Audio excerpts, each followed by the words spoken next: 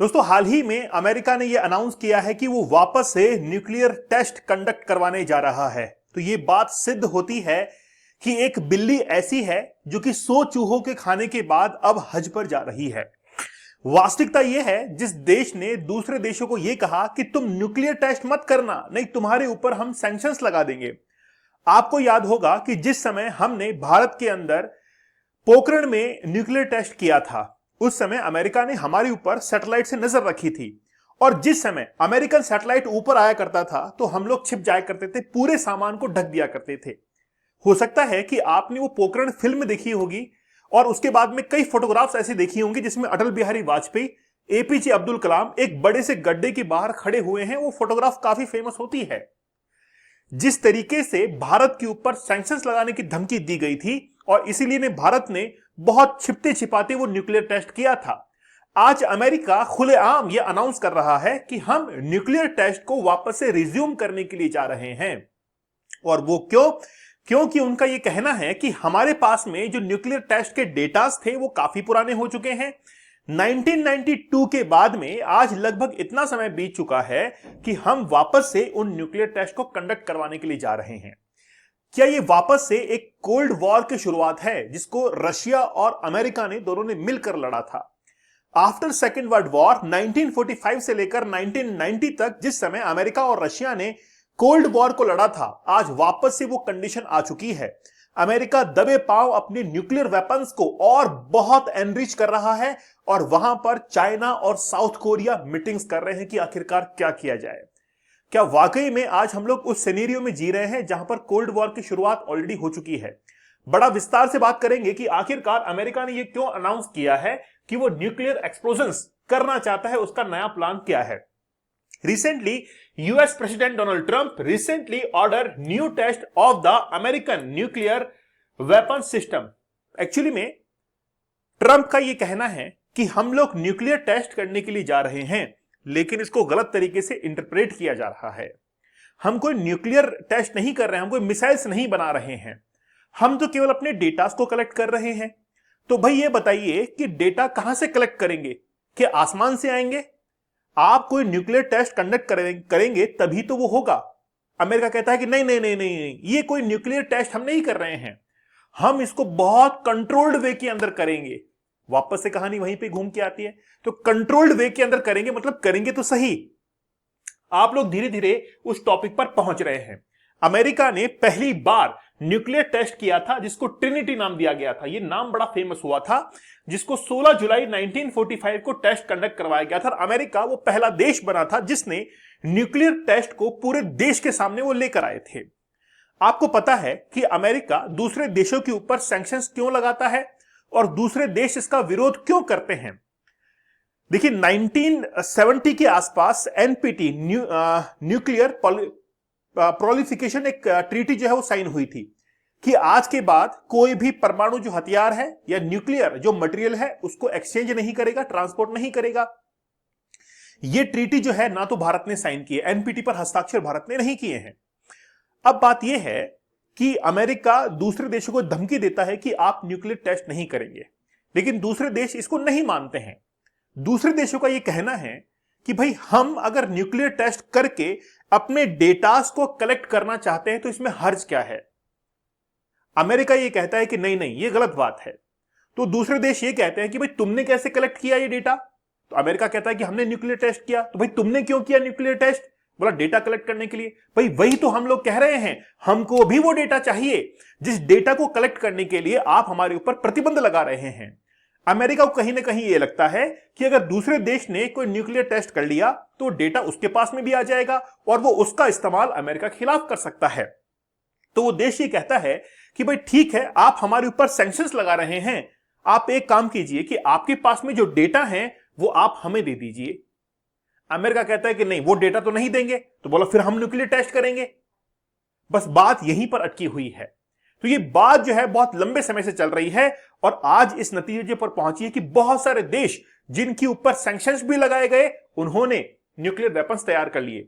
पाकिस्तान ने एनपीटी पर साइन नहीं किया, भारत ने नहीं किया है, लेकिन फिर भी न्यूक्लियर वेपन्स हैं। आज ईरान ने अपने न्यूक्लियर टेस्ट किए, न्यूक्लियर वेपन्स बनाए। अबाउट 5000 किलोमीटर की जो मिसाइल्स रेंज है, इंटरकॉन्टिनेंटल बैलिस्टिक मिसाइल्स, उनको बनाया। लेकिन किसने उसके ऊपर रोक लगाई? अमेरिका ने। लेकिन ईरान ये कहता है कि भाई तुम्हारे पास में डेटा है, तुम्हारे पास में न्यूक्लियर वेपन है और हमारे ऊपर सैंक्शंस लगा रहे हो। बड़ा विस्तार से बात करेंगे, एक एक चीज मैं आपको खोलकर बताऊंगा कि इस समय वो कौन सी कंडीशंस है जिस समय कि अमेरिका ने ये टेस्ट कंडक्ट करवाया है। नॉर्थ कोरिया, देखिए एक्चुअली में क्या है कि साउथ कोरिया और शी जिनपिंग उनकी मुलाकात हुई है और अमेरिका को यह लगता है कि कहीं ना कोई अंदर खिचड़ी पक रही है, जिससे अमेरिका को पता नहीं है कि यार आखिरकार चल क्या रहा है। तो अमेरिका को यह लगता है कि यार कहीं ना कहीं वो युद्ध की तैयारियां कर रहे हैं, तो हमको भी दबे पांव युद्ध की तैयारी कर लेनी चाहिए। रशिया, चाइना, साउथ कोरिया, ये ऐसे देश हैं क्योंकि अमेरिका के खिलाफ कभी भी जो है हमला बोल सकते हैं, वॉर की कंडीशन आ सकती है। दोस्तों, आप लोग हमारे 75 डेज के हार्ड चैलेंज को जरूर एक्सेप्ट करना। मैं ये कहना चाहूंगा कि भारत के अंदर ऐसे बहुत कम लोग हैं जो कि इस एडिक्शन को एडिक्शन मानते हैं। वो एडिक्शन तब मानेंगे जब वो पहुंच जाएंगे उम्र के उस पड़ाव के अंदर जहां पर उनके पास में कुछ भी नहीं होगा।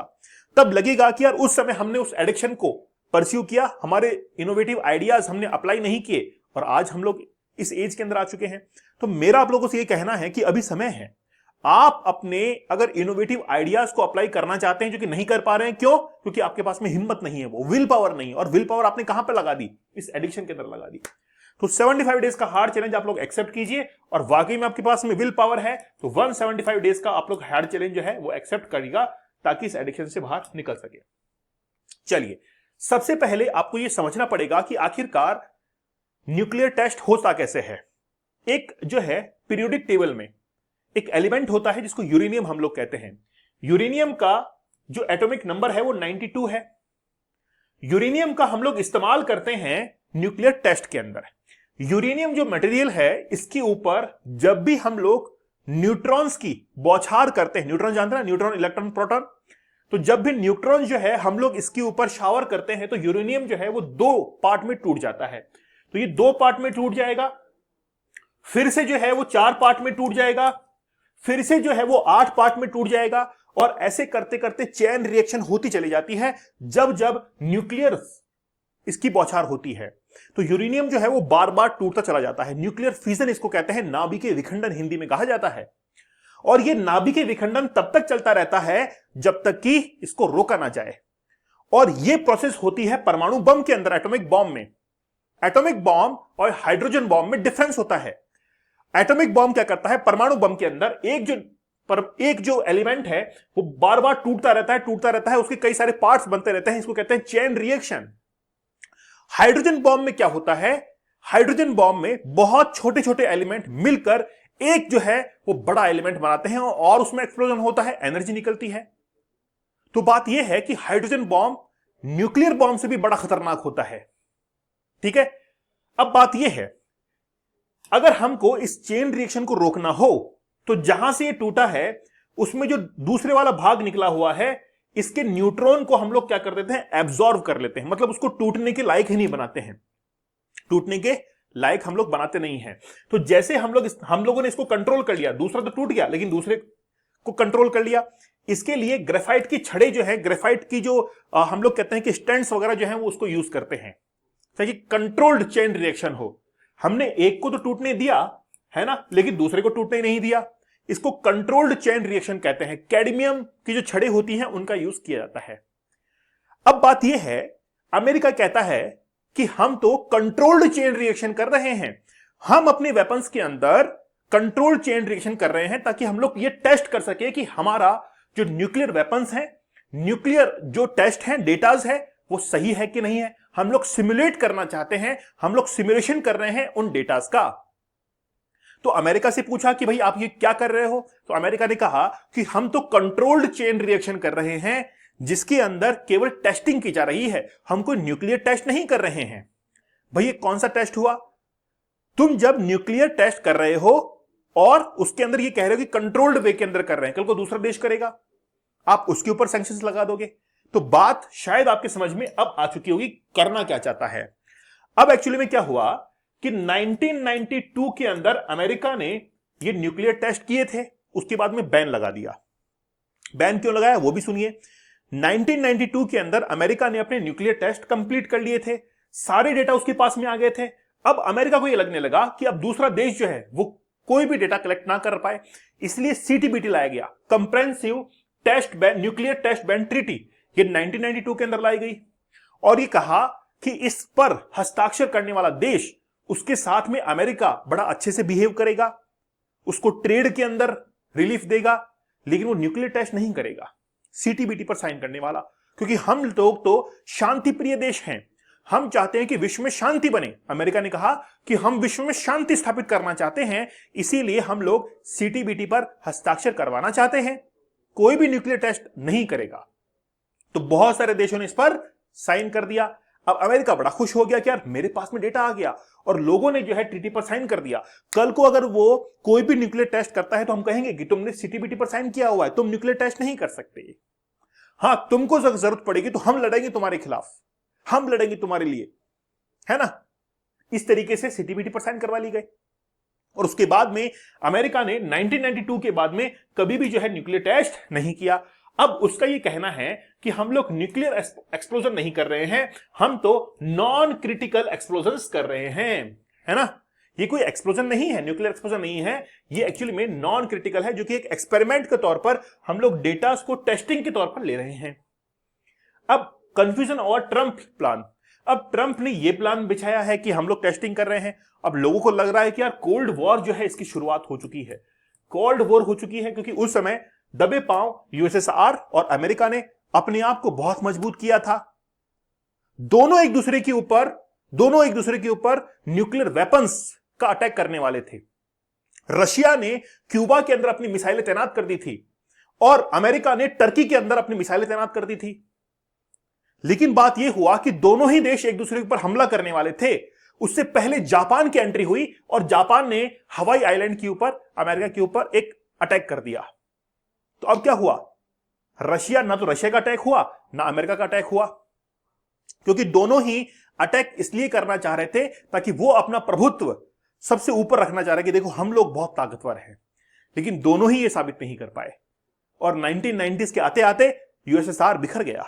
15 जो कंट्रीज थी वो अलग हो गई, इससे बिखर गया यूएसएसआर। अमेरिका खुश हो गया, बोला वाह ये अच्छा हुआ कि 1991 के अंदर यूनिपोलर पूरा वर्ल्ड बन गया। यूनिपोलर मींस कि मैं अकेला यहां पर राज करता हूं और वो निकला अमेरिका। इसलिए कहा जाता है कि पहले बाइपोलर कंट्रीज थे जिसमें अमेरिका और रशिया राज करते थे, फिर यूनिपोलर बन गया। 1991 के अंदर अमेरिका राज करता था, आज मल्टीपोलर कंट्रीज हैं। मल्टीपोलर जो है ग्लोबल है, कोई राज नहीं करता है, सब अपने अपने हिसाब से चलते हैं। ठीक है, तो बात आपके समझ में आ चुकी होगी। ठीक है, अब शी जिनपिंग और साउथ कोरिया के जो प्रेसिडेंट है उनके बीच में मुलाकात हुई है और we have enough nuclear weapons to blow up the world 150 times, ये इनका कहना है। मतलब पूरे विश्व से 150 गुना जो है वो ज्यादा हमारे पास में हथियार है। तो बेसिकली बात ये है कि Russia has lot of nuclear weapons, Russia के पास में है, चाइना के पास में है। तो मल्टीपोलर जो एक कंसेप्ट है वो यहां से साबित होता है। तो ट्रंप ने जिस तरीके से इस बात को मैनिपुलेट किया है वो बड़ी बेतुकी बात है। वो न्यूक्लियर टेस्ट करेंगे और अपने डेटास को वापस से रिन्यू करेंगे, क्योंकि कल को जरूरत पड़ेगी। और पड़ेगी कहां पर, वो भी सुन लीजिए आप, कहां पर जरूरत पड़ सकती है। अमेरिका हेल्प करेगा पाकिस्तान को, अमेरिका हेल्प करेगा इजराइल को, अमेरिका हेल्प करेगा यूक्रेन को। जहां जहां ये अमेरिका हेल्प करने वाला है वहां वहां तबाही है। ये डर दिखाएगा कि देखो हमने हमारे न्यूक्लियर डेटास को और एनरिच कर लिया है, हम और एम्पावर्ड बन चुके हैं। बस ये डराने वाले शेर हैं, ये डराने वाले दांत हैं, केवल डराते हैं कि देखो हमारे पास में ये है। अमेरिका ने ऑन ग्राउंड कौन सा युद्ध जीत लिया है? अफगानिस्तान में मुंह की खांसी आनी पड़ी। वियतनाम के अंदर देख लीजिए आप किस तरीके से अमेरिका दुम दबाकर वहां से भागा था। तो बात यह है कि अमेरिका के दांत जो है केवल दिखाने वाले हैं, वो शेर के दांत हैं और कुछ भी नहीं है। तो डरने की आवश्यकता नहीं है। इंडिया ने गजब का स्टैंड लिया है। इंडिया ने अब ये डिसाइड कर लिया कि हम लोग इंडिजिनियसली अपने प्रोडक्ट्स को डेवलप करेंगे, अमेरिका पर डिपेंड होने की जरूरत नहीं है। ठीक है, चलिए तो आप हमारे डीप वर्क के इस कोर्स के साथ में जरूर जुड़िएगा। जो बड़े लोग हैं जो आगे निकले हैं उन्होंने कौन से टेक्निक्स को अपनाया है वो मैंने इसमें सिखाया है। साथ ही के अंदर 75 डेज का हार्ड चैलेंज या फिर 175 डेज का हार्ड चैलेंज आप लोग जरूर ज्वाइन कीजिएगा। दीपक इंदौरा ऑफिशियल, ये मेरा टेलीग्राम चैनल है। चलिए मिलते हैं आप लोगों से अगले सेशन के अंदर, तब तक धन्यवाद, थैंक यू, जय हिंद।